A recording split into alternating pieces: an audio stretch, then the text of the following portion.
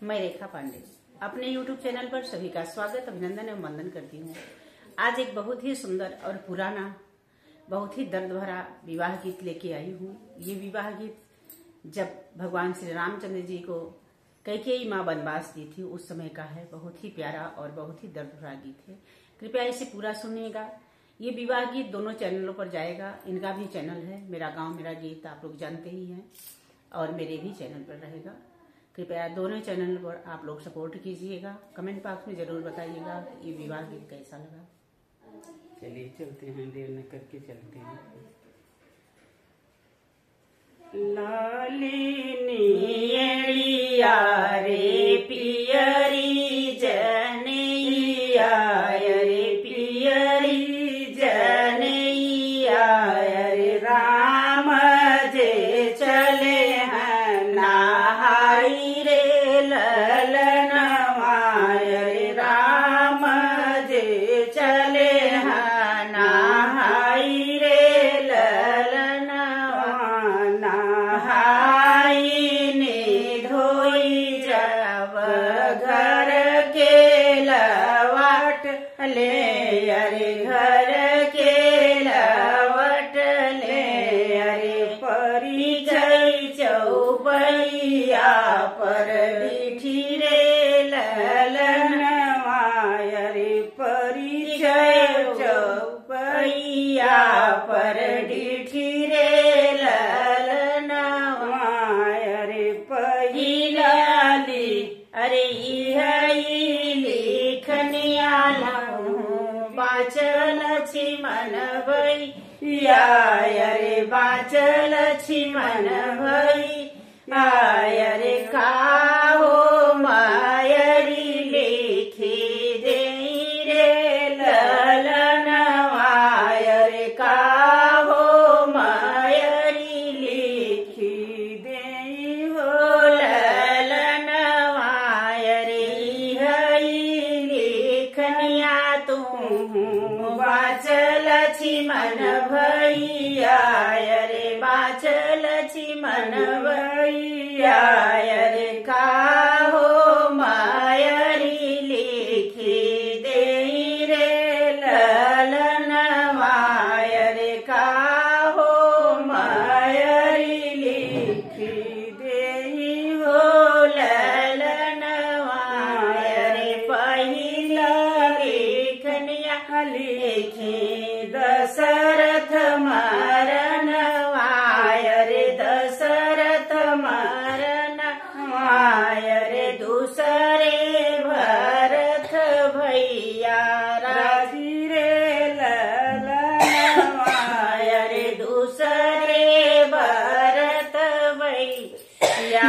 राजी रे ललनवा रे तीसरा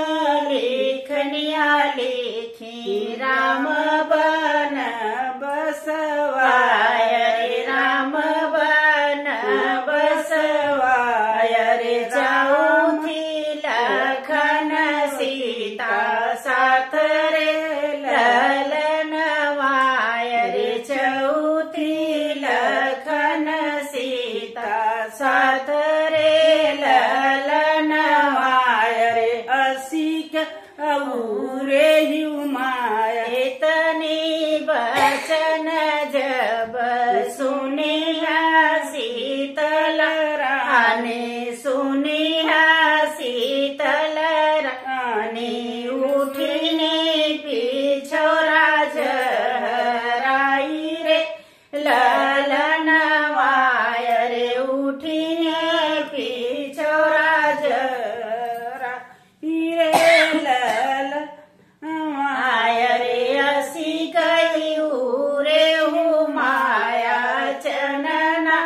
दुवरिया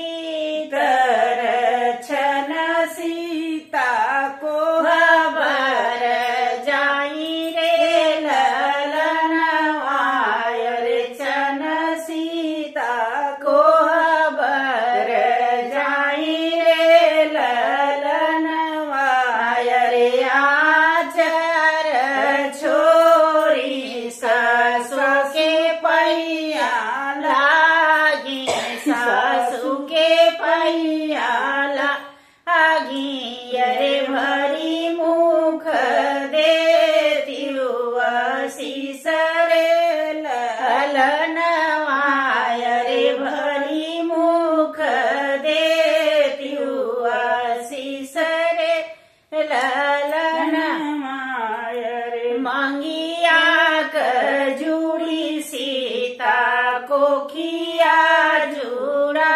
अरे कोखिया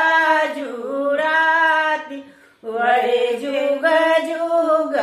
बाढ़ैया है बात रे ललन वायरे जुग जुग बाढ़ैया है बात रे ललन वायरे राम जी के अंगिया खिया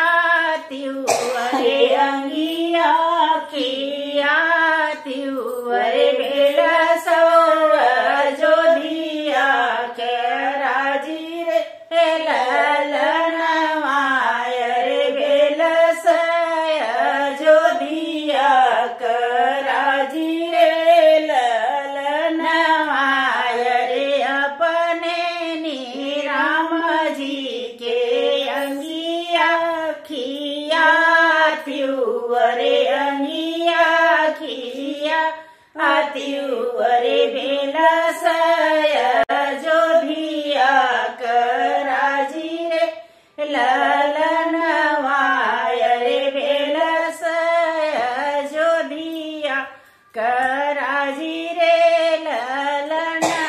वायरे देत सीसराया के ढूरत सुइया रे ढूरत सुइया रे अचरा भी जन से ओन कर लाग रे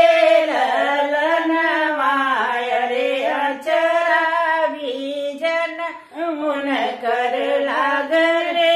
ललन वायरे देत शीस माया के ढूरली सुइया